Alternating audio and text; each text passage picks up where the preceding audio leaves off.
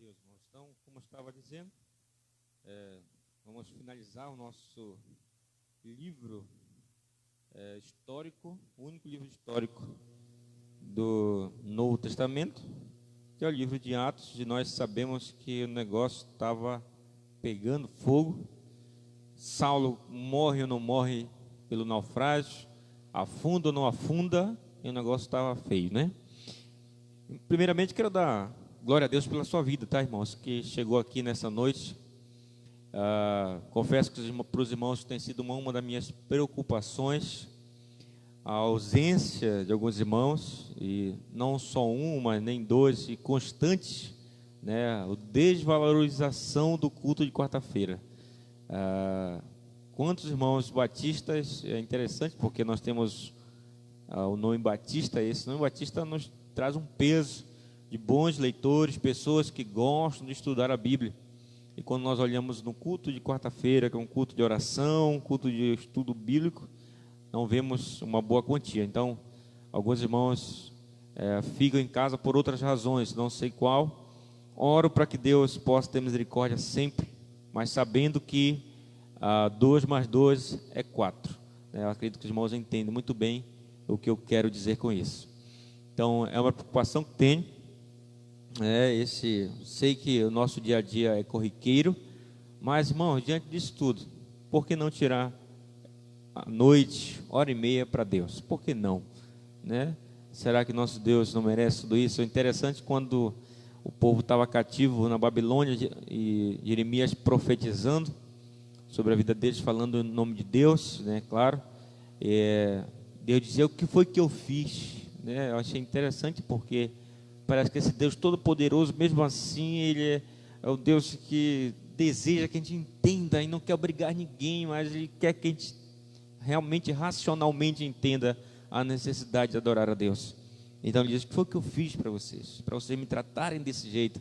Então é mais ou menos essa a ideia, né, da profecia de Jeremias. Então precisamos entender, irmãos, que nosso Deus não precisa de nós, nós precisamos de Deus.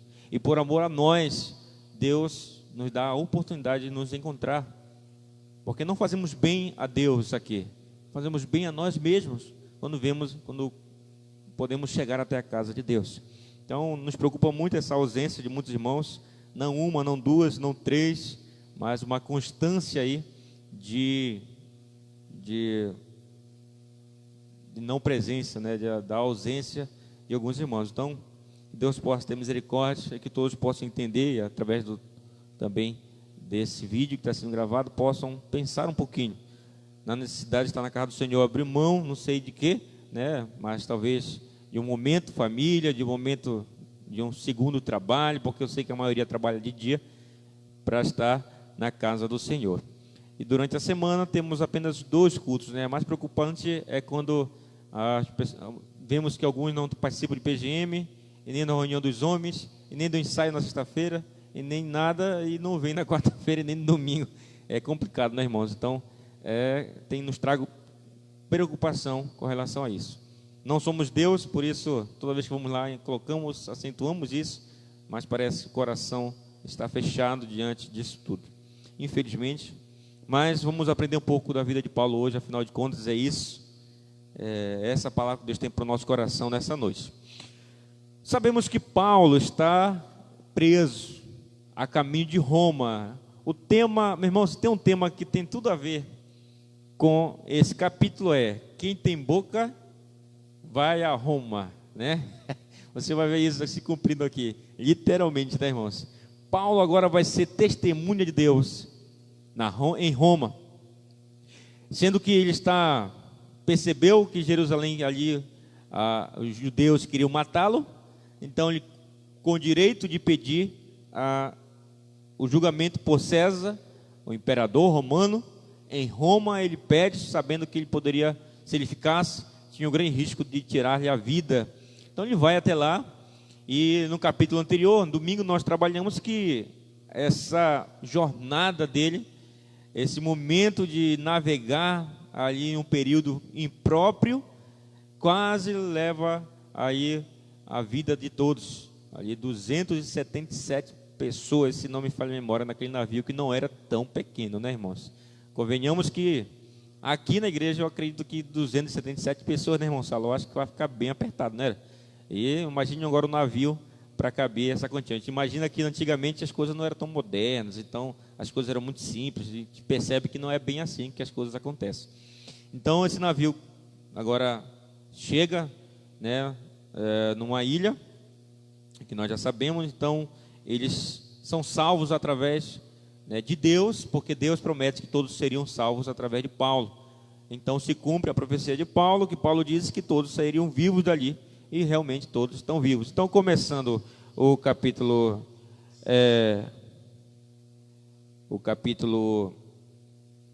28, começa com a frase...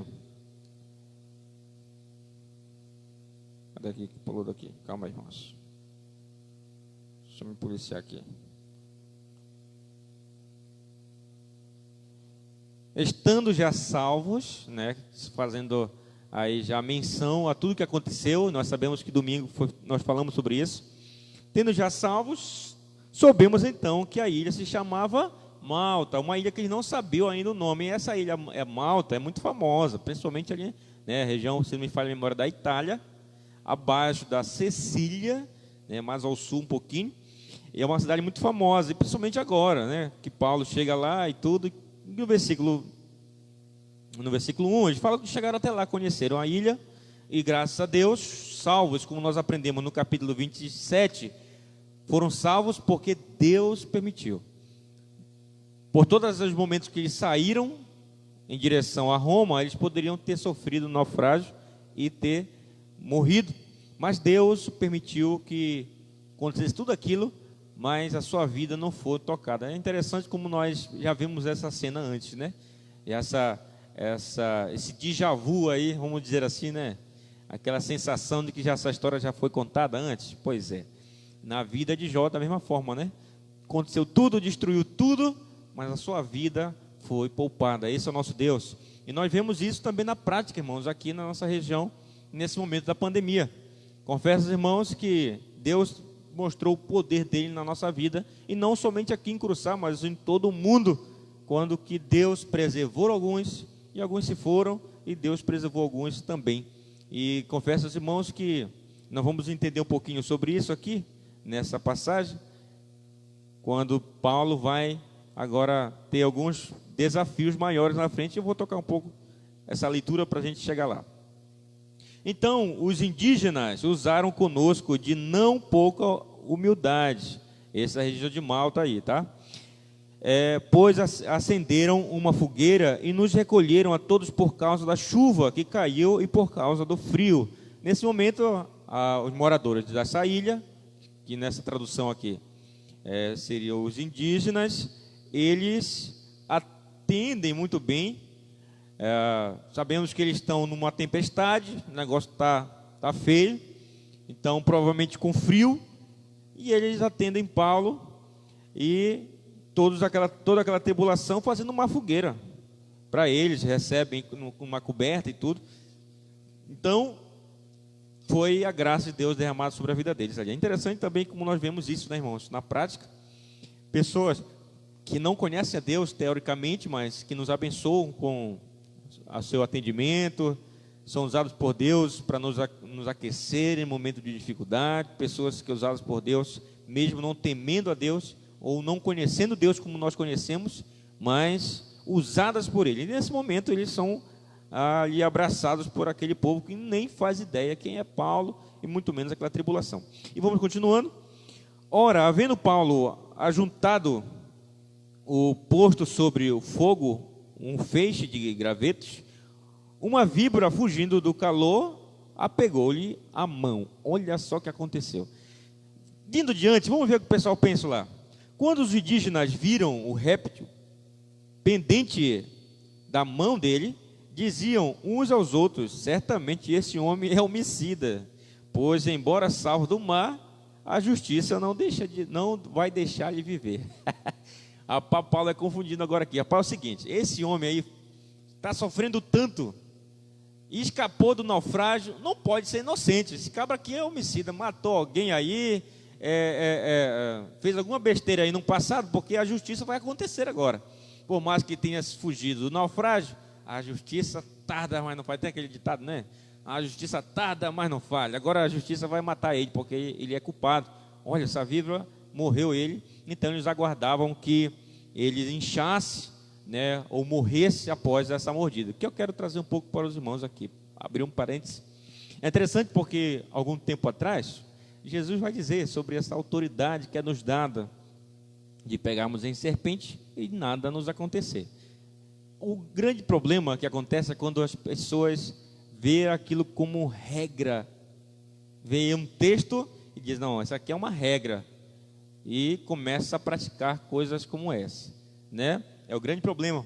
Vamos perceber aqui, irmãos, que apesar da autoridade dada por Deus, por nenhuma vez Paulo tentou Deus, e na verdade querer pegar naquela cobra para demonstrar fé ou demonstrar poder de Deus. Simplesmente aquela cobra saiu dali daquele monte, daquele graveto, fugindo do calor, e mordeu a mão de Paulo. Na verdade, tem tudo a ver com a obra missionária, né, irmãos? O momento, a dificuldade, o que pode acontecer naquele momento. E nós sabemos já na prática aqui, os irmãos, né, o que nós já passamos na obra missionária. Alguns já se cortaram, alguns já caíram de moto, né, alguns tiveram problema de 3, 4 dias e está tomando aquele remédio para a coluna, né, irmão Carlos? E está com insolação de noite, tamanho frio da noite, está sentindo a cara doído, ardido. São coisas que acontecem, mas nenhum desses irmãos foram atrás disso para demonstrar fé ou poder de Deus. Ao contrário, estavam fazendo a vontade de Deus e simplesmente aconteceu. É isso que acontece, quando Deus nos dá o livramento, não por conta do nosso desafio, isso entoa como tentar a Deus. Teve um primo meu, a minha mãe, antes de bater a roupa no tanquinho, que eu não sei qual é a diferença, quando foi, esses dias bugou aqui a máquina da Isabela, e ela estava estressada, irmão Saulo. Então é melhor você perder um dinheirinho e deixar a mulher sem estresse, porque ela estressada em casa é complicado, né? Então eu acabei fazendo um investimento alto aí para comprar um tanquinho para minha esposa. Aí ela ficou toda feliz, já lavou toda a roupa que estava dessa altura, a máquina parou aí. E nesse ida e volta, eu já até me perdi o que eu queria dizer. Já ver se eu retorno aqui o que eu queria dizer. Lembrei. O meu primo, nesse momento, alguns anos atrás, chegou em casa e a minha mãe fazia a medida da água sanitária. Nós chamamos de Quiboa, né? Mas Quiboa é uma marca.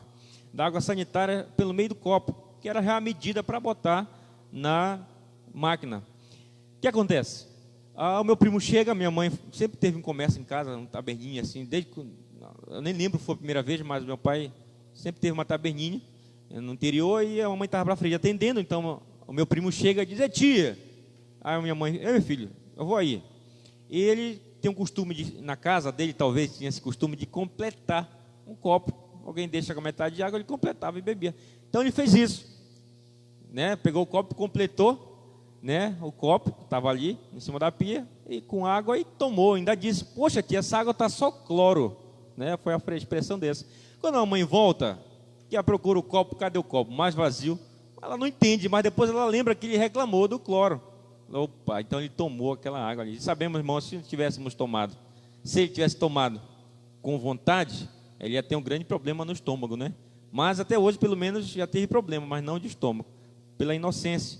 Então vemos também que na obra de Deus, da mesma forma, não acontece, Paulo não é mordido por conta de provocar alguém ou demonstrar poder, como infelizmente hoje temos visto muitas igrejas querendo demonstrar poder, autoridade, e tem feito besteiras, falado e pregado besteira. Então, não é uma regra, aconteceu, e por isso Deus o livrou. Simplesmente entendemos como livramento de Deus para qualquer outra coisa, mas qualquer outra reação, qualquer outra situação que poderia acontecer conosco na obra missionária. Nós sabemos que os irmãos estão no grupo de missões do nosso estado, os promotores, né? De vez em quando é colocado muito lá essas questões, né, de queda, de terremoto, de alguma coisa que aconteceu, e lá embaixo o nosso missionário diz, olha, nossos missionários estão bem, não aconteceu nada com eles, mas poderia acontecer. Ninguém está livre disso. No campo missionário, dizer que está pela vontade de Deus, nós falamos isso domingo, não significa que vai acontecer da maneira que nós estamos pensando. Pode acontecer alguém perder a sua vida na obra missionária, não por tolice, né, irmãos, mas sim porque está fazendo a vontade de Deus, não por meninice. E continuando, versículo 4, versículo 5. Mas ele, sacudindo o réptil no fogo, não sofreu mal nenhum. Que é interessante, né, irmãos? Ele está ali no meio do fogo, o cara morde ele, tá, aí o cara vai para o fogo. Fica até engraçado, né? Uma questão. Paulo mesmo não se dá com isso. Simplesmente ele tira e lança ao fogo. E não sofreu nenhum mal com isso. Isso é a mão de Deus, isso é o livramento de Deus. Quanto nós, irmãos, poderia ter acontecido tanta coisa conosco, e Deus tem nos livrado. O que poderia ser o pior das coisas, e Deus tem colocado as suas mãos e nos protegido. Isso no trabalho, em casa. Eu acho que todos aqui de nós tivemos alguma experiência parecida quando dizemos assim, quase isso aconteceu. Sempre foi e sempre será, irmãos, a mão de Deus sobre as nossas vidas, quando estamos envolvidos em missões. Tem pessoas que apressam seu dia porque não estão fazendo a vontade de Deus. Trabalhamos também sobre isso domingo, né, irmãos?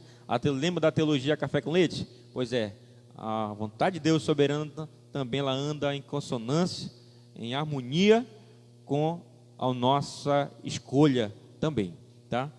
Então, continuando, eles, porém, esperavam que Paulo viesse a inchar ou a cair morto de repente, mas tendo esperado muito tempo, sabe aqueles cabras que estavam esperando, ansiosos, parece, né? O que ia acontecer com esse homem? E vendo que nada de anormal lhe sucedia, mudaram de parecer e diziam que era um deus. Quem Deus seria aqui agora Júpiter, ou mesmo o deus grego Zeus. Olha só, mudaram a ideia.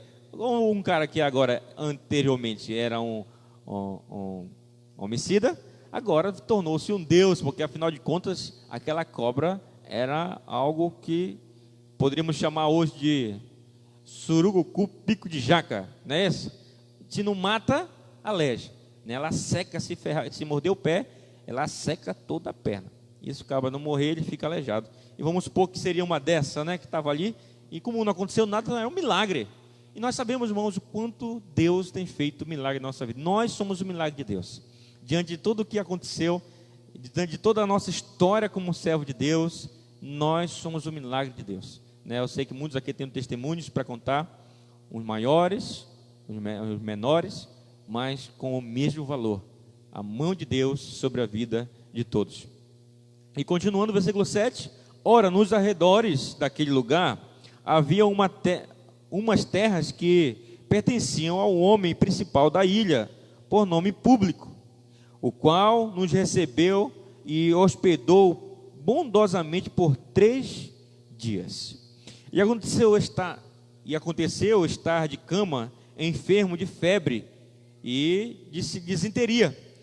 O pai do Públio, Paulo foi visitá-lo e, havendo orado, impôs-lhe as mãos e o curou. Aconteceu de novo aqui o que nós vemos muito no Antigo Testamento, ou no Novo Testamento, que é a mão de Deus, o milagre de Deus sobre a vida do homem, né? Através desse milagre, vamos ver no versículo 9, feito isso, vinha também os demais enfermos da ilha, e eram curados. A partir de então, vemos a mão de Deus novamente aparecendo de maneira milagrosa, e que faz parte de Deus, né, irmãos? Faz parte do ministério de Deus. Quanto de nós oramos, ou alguém orou por nós, e fomos transformados? Na verdade, o maior milagre que eu posso dizer é o milagre da salvação, o qual nos alcançou. O que éramos antes para o que hoje somos é o maior milagre que poderia acontecer. O milagre da transformação da vida, né, que Deus nos propôs, essa jornada, essa caminhada. Então começaram agora a trazer, porque afinal de contas eram curados. Aquela ilha talvez nunca teve uma experiência como aquela, e agora está tendo. Paulo está curando, e vamos levar os enfermos para lá, vamos levar os doentes para lá. E estes nos distinguiram com muitas honras, e ao embarcarmos puseram a bordo as coisas que nos eram necessárias. Então foram tratados tão bem por conta daquilo, que começaram a dar as coisas para eles levar. É interessante, irmãos, quanto a vida missionária tem isso, né, irmãos? Alguns dias atrás, mas basicamente há 4 dias atrás, Paulo estava no morre, não morre, no afunda, não afunda. E agora ele está sendo banqueteado, né, um presente de Deus para Paulo, para o seu servo. Ele está agora num bom diante do que tudo que ele passou. Quanto a nossa vida não é assim, irmãos? Nós participamos do Vocação em Ação, e acredito que o Vitor foi nesse encontro. Foi, Vitor? A Dara, a Sara, foi sim, tu, a Sara e mais alguém, Andrei. E eu achei interessante, mas é muito, muito legal a ideia do coordenador, do nosso pastor Leonel, que não por ser melhores, ele botou os pastores para dentro e servia-os lá dentro, enquanto que os demais vocacionados, que ele tinham como visão ou como ponto de referência, os pastores, claro, né? Lá fora. Aí o Vitor e o Andrei disseram para mim na época, né? Esse ano passado, disseram assim: poxa, é muito bom ser pastor, né? Quando olha para esse lado da moeda, né, irmãos, esse momento de honra, falei, meu irmão, é muito bom sim, mas tem o outro lado da moeda. Então a gente vai ver aqui também, na vida de Paulo, quanto Deus trabalha. Deus permite sim que o momento difícil venha, que a luta venha, mas existe um lugar de honra, existe um momento de honra, um momento que Deus permite também que a gente dê aquela respirada. Já pensou, irmão, só problema? Já pensou só naufrágio, só tempestade, 14 dias aí, e se você continuasse tantos dias, meu irmão, era desesperador. Porque se nós passamos por momentos tão poucos da nossa vida de momento difícil, porque não são todos os momentos. Eu acredito que são até menores somados se formos contar com os momentos bons que nós passamos, de felicidade. Então são momentos mínimos, mas que têm um efeito muito grande na nossa vida, né? Esses momentos difíceis que nós passamos. Mas é assim que Deus faz, nos permite passar por momentos de tempestade, mas depois vem abundância, vem um momento de calmaria, e Deus refrigera a nossa alma. Não sei, irmãos, talvez você esteja passando por momentos também de dificuldade, de luta, planos, quando a gente olha para a nossa família, quando a gente olha para o nosso emprego, quando a gente olha para dentro de nós, quando a gente olha para os desafios para frente. Confesso, irmãos, que às vezes quando nós olhamos para os desafios para frente, diz assim: meu Deus, dai-nos força, porque tem muita coisa para fazer. Seria muito mais fácil fugir, né, irmãos? Muito mais fácil. Mas não somos covardes. Deus não se agrada dos covardes. Amém, irmãos? Deus se agrada dos corajosos. Então vemos que Paulo passa por um momento de honra e um momento de bonança, né, diante de todo esse cenário negro que ele passou aqui. Versículo 11: passados 3 meses, por que 3 meses, irmãos? Nós sabemos e falamos no domingo passado que provavelmente eles estavam no mês de setembro para outubro, que era o tempo da invernação, quando não poderia navegar jamais, porque era perigoso demais.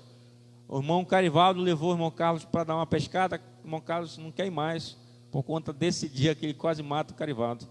O Carivaldo quase mata o irmão Carlos, e deixou a irmã Sueli, quase deixa a irmã Sueli viúva de novo. Ela disse até hoje para mim: não quero você ficar viúva não de novo, cara, vai devagar, atravessa a rua devagar aí, não quero ficar viúva de novo, né?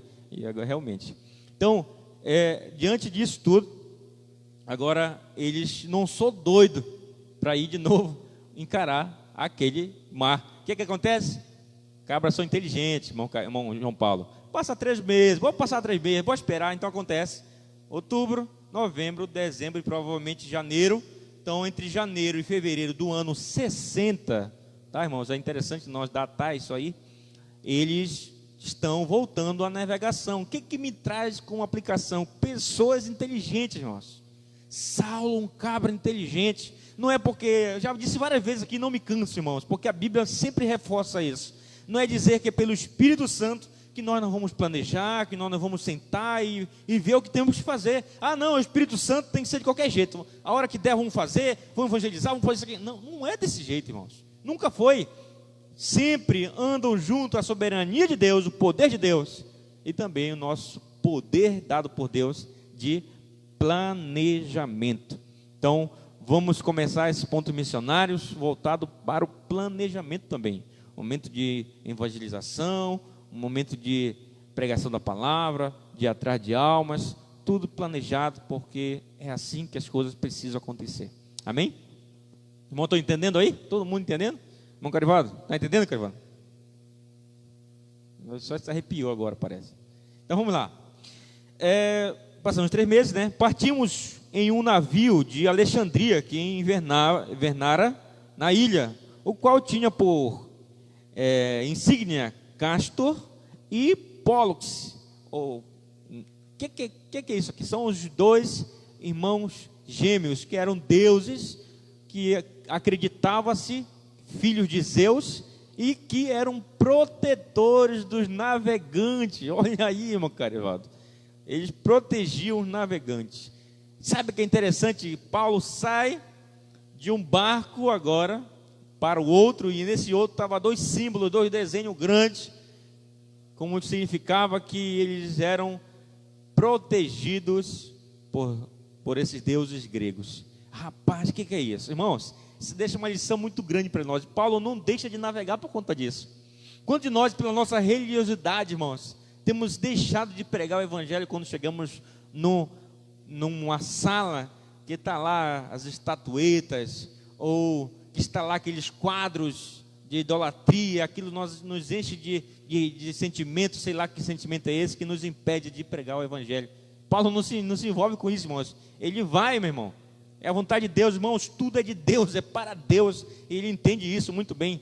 Irmãos, na localidade de Santa Maria do Ubituba, a PIB de lá, que hoje é o pastor Leonel, que está na frente, tem um bairro, vamos chamar de bairro, né?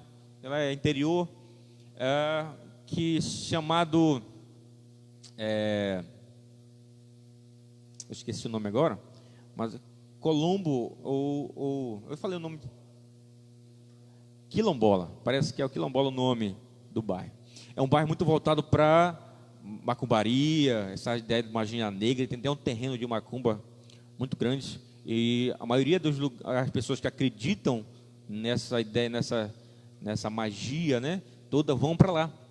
E juntaram os missionários malucos, e na verdade, para ser missionário tem que ser maluco mesmo, né, irmão? Não tem jeito. Você já viu um missionário bom da cabeça? Primeiro, se fosse bom da cabeça, né, irmãos? Não sair do lugar. E foram para lá e entraram, e não podia entrar, presença evangélica, pelo menos nunca tinha entrado ali, naquele bairro. Aí a igreja em si tinha um medo, né, um receio, não vou dizer medo, mas um receio de entrar ali. E desafiado pelo pastor, foram até lá, conversaram com o pai de santos, e sabe o que é interessante, irmãos? Evangelizaram, oraram lá dentro desse bairro, e não aconteceu um culto dentro do terreiro de macumba. Você acredita nisso, irmãos? Irmãos, talvez nós diríamos assim, não pode fazer um culto nesse terreiro de macumba aí, porque é oferecido. Meu irmão, tudo é de Deus. Paulo entende isso muito bem. Meu irmão, se vocês acreditam, o que é errado era se envolver nessa crença. Paulo entende muito bem e continua a navegar, indo até aonde Deus tem o permitido. E continuando, e chegando a Siracusa, ficamos ali 3 dias, donde costeando, viemos a Régio, e soprando no dia seguinte o vento sul. Sabemos que esse vento sul é o vento bom para navegação, né? Chegamos em 2 dias a Puteoli, onde, achando alguns irmãos, fomos convidados a ficar com eles 7 dias, e depois nos dirigimos a Roma. Aí acontece novamente, os irmãos viram que Paulo chegou até ali, vamos conversar um pouquinho, chamaram Paulo, vamos tomar aquele café, vamos almoçar, tomar aquele açaizinho, e depois, né, irmão Salo? Depois vocês estão liberados. Então é isso que está acontecendo aqui. Versículo 15. Ora, os irmãos de lá, havendo recebido notícias nossas, vieram ao nosso encontro até a praça de Ápio e as 3 vendas. E Paulo, quando os viu, deu graças a Deus e cobrou o ânimo, ou seja, o levantou, né? Disse para se alegrar, para se animar. E é muito importante essa ideia de Paulo. Paulo está sofrendo, Paulo está sabendo por onde está indo, Paulo está sabendo que ele pode ser condenado, mas mesmo assim, irmãos, ele é alguém que levanta o ânimo das pessoas. É alguém que vai e é alguém que levanta a alegria, dá alegria, levanta realmente a autoestima daquele povo. Então é isso que está acontecendo aqui. Quando chegamos a Roma, o centurião entregou os presos ao general do exército, mas a Paulo se lhe permitiu morar à parte com os soldados que o guardavam. Paulo não vai mais como os prisioneiros, mas vai ter uma prisão, como é que chama?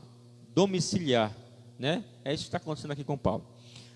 Passando 3 dias, ele convocou os principais dentre os judeus e reunidos eles, disse-lhes: varões irmãos, não havendo eu feito nada contra o povo ou contra os ritos paternos, vim contudo preso desde Jerusalém, entregue às mãos dos romanos, os quais, havendo-me interrogado, queriam soltar-me, por não haver em mim crime algum que merecesse a morte. Então Paulo entende que ele poderia estar solto já, mas diante da vontade de Deus, ele foi a Roma. Deus tinha dito para ele, ele seria testemunho em Roma.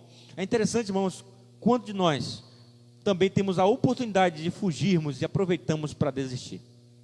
Quanto da igreja vê uma oportunidade para parar de trabalhar para Deus e aproveita. Paulo poderia ter dito assim: não, fui inocentado, vou embora. Mas diante da vontade de Deus de ir para Roma, de testemunhar, sabendo que ia ser condenado à morte, nós sabemos disso. Mas Paulo agora vai.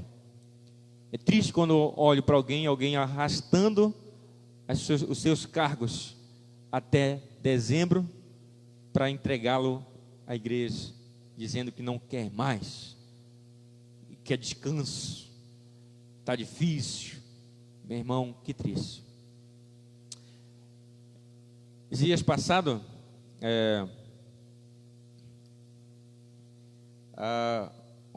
eu tirei uma foto, né, com os irmãos trabalhando lá, e eu não vou dizer nome, mas os irmãos vão saber quem é, mesmo não dizendo o nome.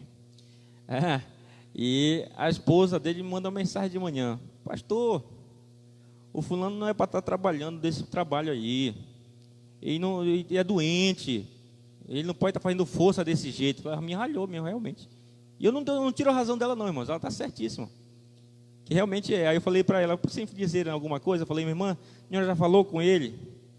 Ela falou assim: eu já falei, mas ele não me ouve. Teimoso, né, irmão? Irmãos, qual é a minha ideia em relação a isso? Realmente eu entendo, até respeito e entendo. Mas assim como eu não posso pedir alguém trazer uma oferta porque não é para mim, eu sou só um funcionário também, né? Eu não posso pedir ao irmão de oferecer o seu corpo como oferta a Deus. Mas assim, às vezes nós entendemos que a vontade de Deus precisa ser feita mesmo diante das nossas limitações. Poderíamos descansar? Poderíamos, irmãos. Poderíamos cessar de fazer os planos de pregações, afinal de contas é mais trabalho. Vamos precisar de mais pessoas, porque o campo se torna maior, mais pesado. Poderíamos nos calar? Poderíamos. Mas essa é a vontade de Deus, irmãos. Essa é a vontade do nosso Deus, de pararmos, de ficarmos só nos nossos cultos aqui, só nos nossos encontros, nas quintas-feiras. E aí?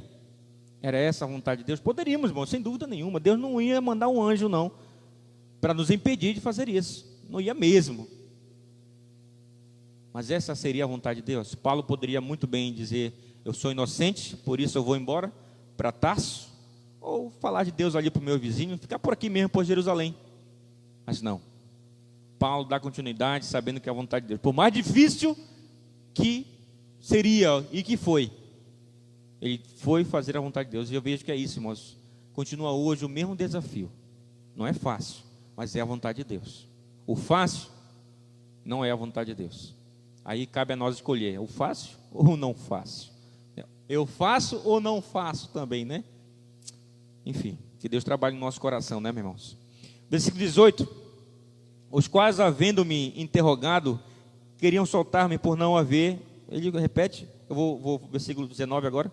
Mas, opondo-se a isso os judeus, vi-me obrigado a apelar para César, não tendo, contudo, nada do que acusar a minha nação. O que está acontecendo? Ele, sabendo que os judeus estavam querendo matar, ele foi inteligente, como nós falamos agora há pouco. A inteligência junto com a vontade de Deus. Afinal de contas, não temos peito de aço, né, irmão? Não dá para colocar o peito aí e pode atirar porque eu estou fazendo a vontade de Deus. Não é bem assim. Precisamos agir com inteligência. Versículo 20. Por esta causa, pois, vos convidei para vós, ou vos ver e falar, porque pela esperança de Israel estou preso com esta cadeia. Mas eles lhe disseram: nem recebemos da Judéia cartas a teu respeito, nem veio aqui irmão algum que contasse ou dissesse mal contra ti. O que está acontecendo? Parece que nada aqui, mas não é nada. Para que a condenação valesse, os seus acusadores precisavam ir a Roma. Não sabemos o porquê, mas sabemos que eles não deram continuidade à acusação. Talvez, eu conjecturando aqui, pode ser que não houve verba suficiente, Gonçalo, para eles chegarem até Roma, porque não era fácil. Nós sabemos que Paulo passou isso porque ele estava sob a custódia do governo. Agora imagine um grupo acusador judeu que precisava também traçar o mesmo objetivo. Então precisava ter verba para isso. Talvez não tivesse a verba suficiente. Talvez. Outra lógica que poderia de linha é que talvez eles pensassem: não, Paulo já está para lá, já foi para Roma, então nós estamos livres aqui em Jerusalém, vamos ficar de boa agora. Não sabemos realmente ao certo, mas o que nós sabemos é que não chegou carta e nem chegou acusadores para Paulo ali, que era necessário os acusadores o acompanhar naquele julgamento. Então,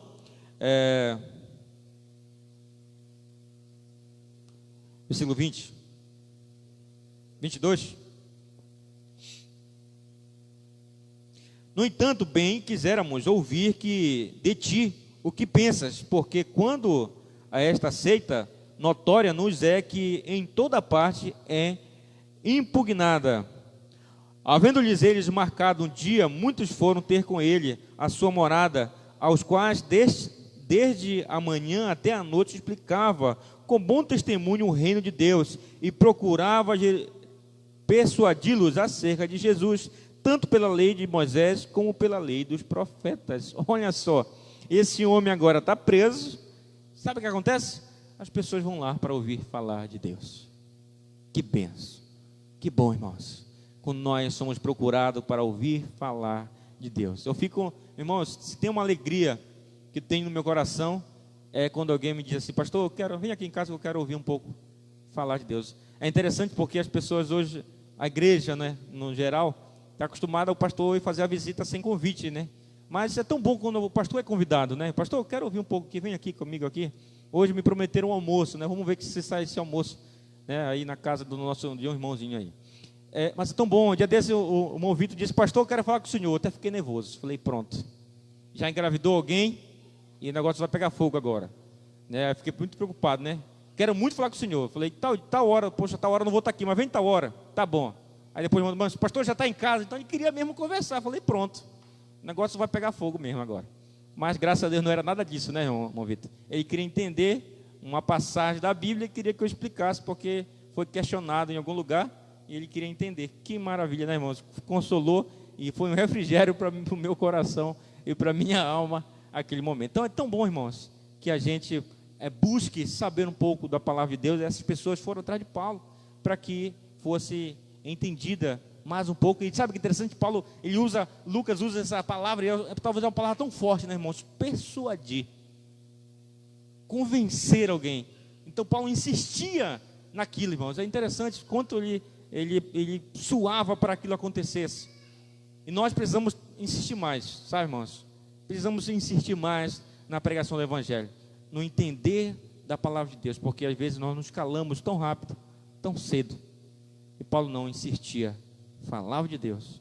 E se necessário fosse, perdia a amizade, mas não perdia o momento da pregação e do evangelismo. Uns criam nas suas palavras, mas outros rejeitavam. Como vamos ter sempre, né, irmãos? Pessoas que batem a porta no nosso rosto. Na vida missionária é isso. Uns criam, mas pelo amor daqueles que creram, valeu a pena, né, irmãos? Por amor da sua vida que está aqui hoje na igreja, valeu a pena ter culto hoje. Se tivesse só um, valeria a pena ter culto hoje. Não por aqueles que não vieram, mas por aqueles que estão aqui, vale a pena continuar orando e falando do amor de Deus. Então, uma alma, né, irmãos, vale mais que o mundo todo. É isso que a Bíblia nos diz. E quando vale mais do que o mundo todo, irmãos, como diz o missionário Andrés, vale mais que a minha família, vale mais que o meu trabalho, vale mais que o meu tempo, vale mais que a minha vida, vale mais que o mundo todo, né, irmãos? Então, vale mais que tudo. E estando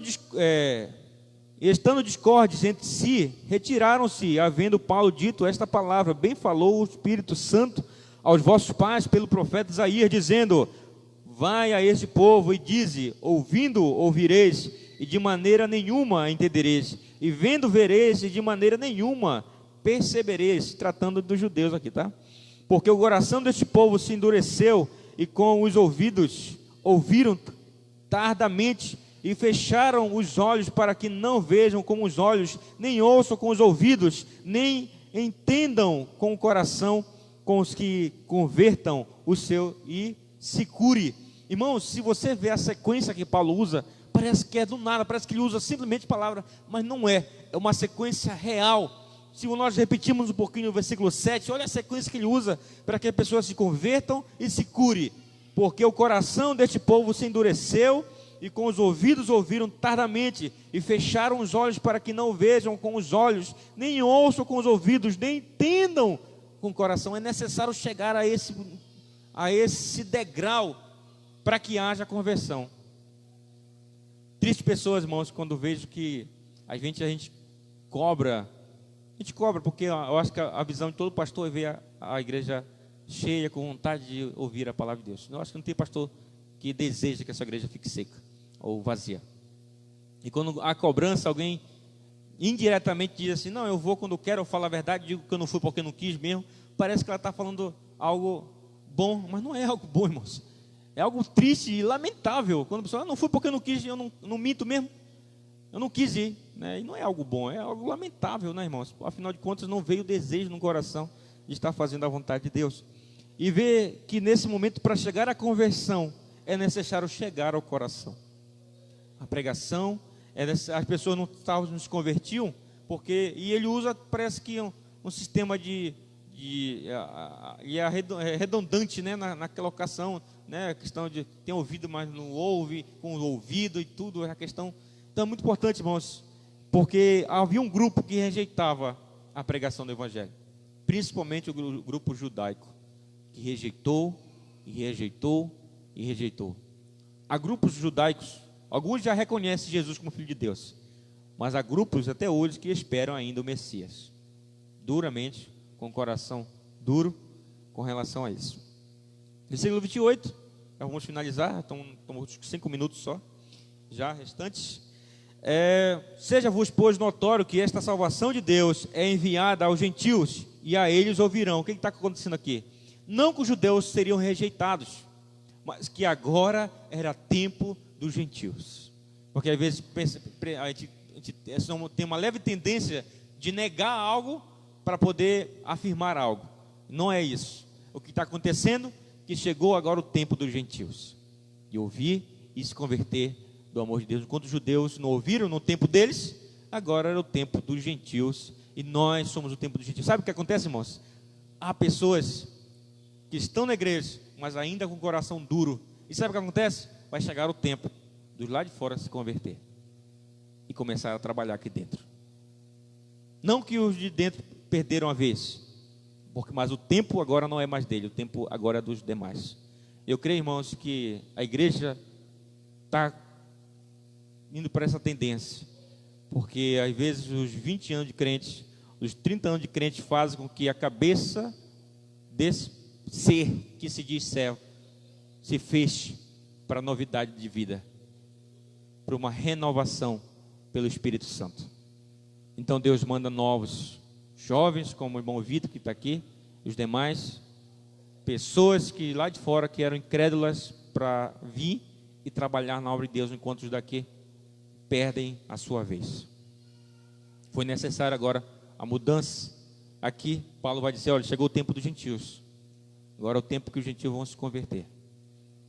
E eu creio e oro para que a nossa igreja também entre nesse mesmo perfil aí, de que vidas venham para somar, para estar junto conosco. E sempre que alguém está trabalhando com a gente ali, irmãos, na Arapiranga, faço questão de dizer: domingo estava o Jaco, Jailson, acertei? Vamos, Carivaldo?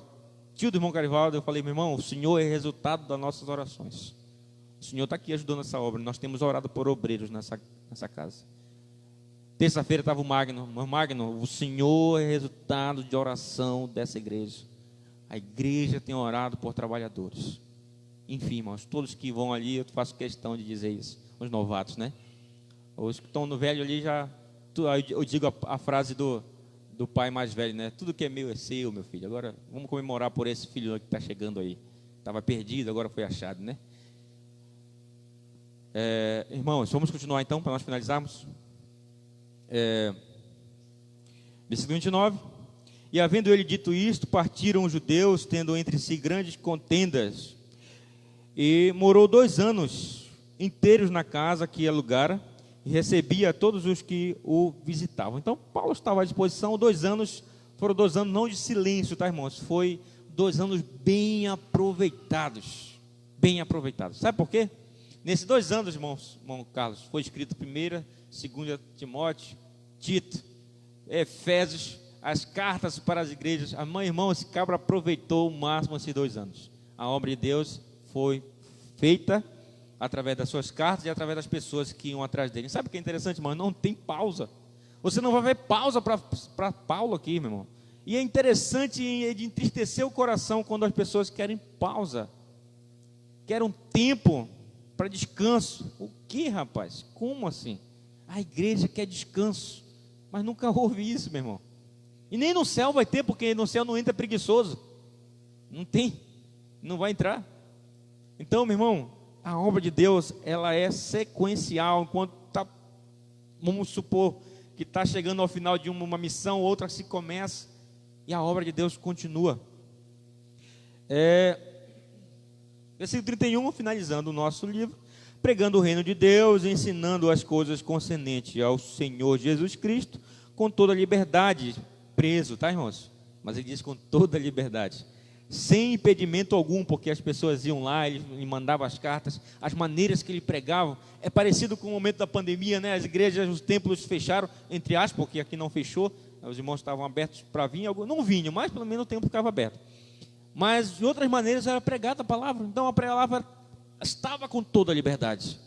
Paulo estava preso numa casa por 2 anos, mas pregando com toda a liberdade, porque existiam outras ferramentas, existiam cartas que eram mandadas para outras igrejas, pessoas que iam até lá para ouvir a palavra de Deus. Então a pregação do evangelho nunca se foi presa, irmãos, nunca ficou presa, ela sempre é pregada com liberdade, até em países que não é permitido, mas a palavra de Deus, por mais presos que sejam os mensageiros, mas a palavra ela é livre, ela transforma, ela muda a vida. E parece que o livro agora se acaba sem fim, tem um fim meio sem fim. E aí, cadê Paulo?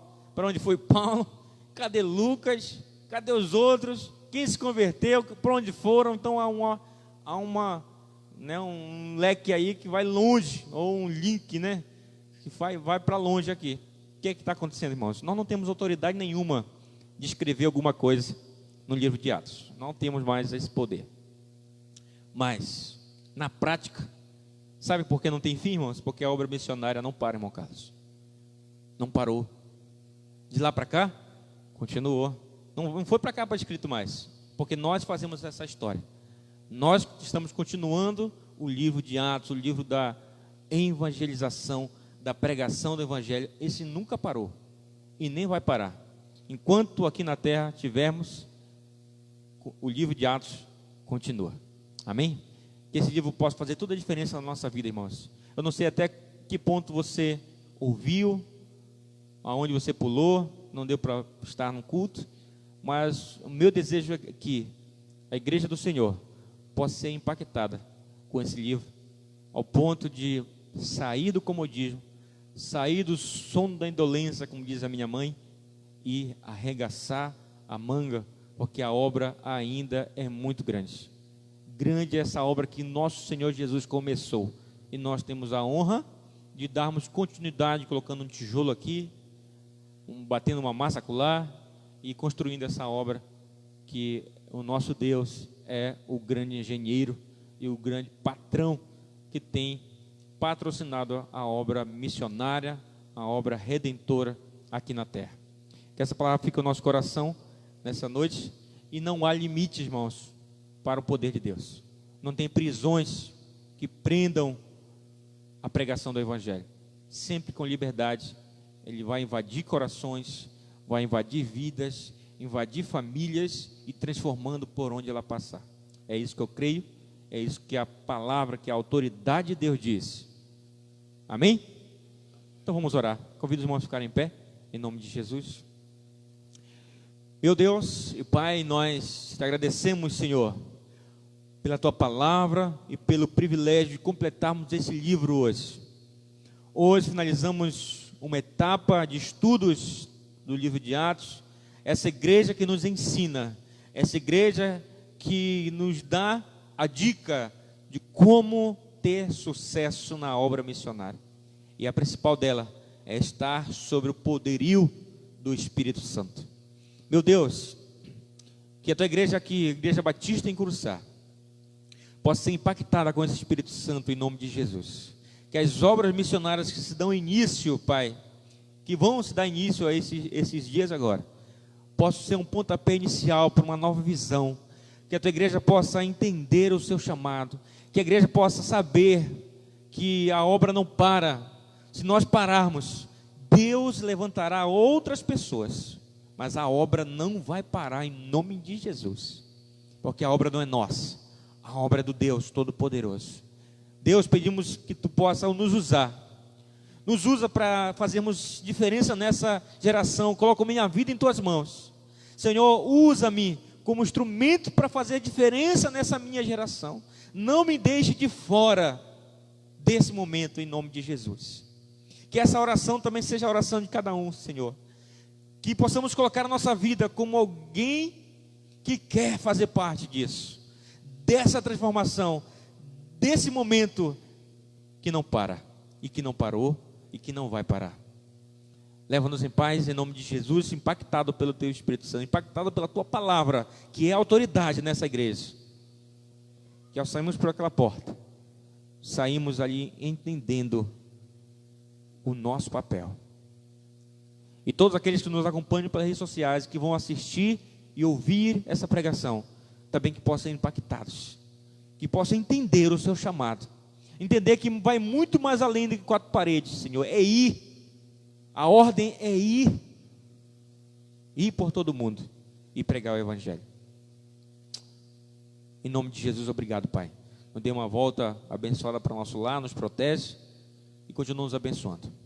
E que a graça e a paz de Jesus Cristo, o amor de Deus, nosso Pai, a comunhão e a consolação do Espírito Santo esteja com cada um de nós. E a igreja diz amém. Glória a Deus. Deus abençoe a todos. Em nome de Jesus. Só avisando, antes que eu esqueça, irmão Saulo,